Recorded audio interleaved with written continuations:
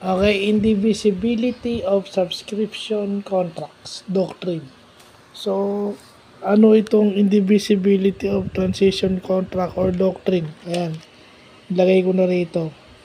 Ah, yun daw subscription mo at saka yung sa stocks, hindi mo pwedeng pagparte-partihin.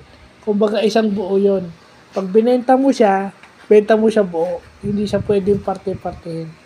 So, indivisibility of subscription and stock contracts or stock sales. So, yun.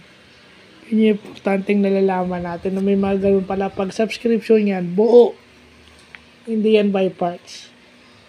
So, yun yung naiintindihan natin na kapag ka nakasubscribe ka, yung terms and conditions nun as a whole. Kaya pala nakalagay doon pag magsusubscribe ka sa kung anong subscription, yun na nakalagay. So, importanteng malaman natin yan. So, yun lang po.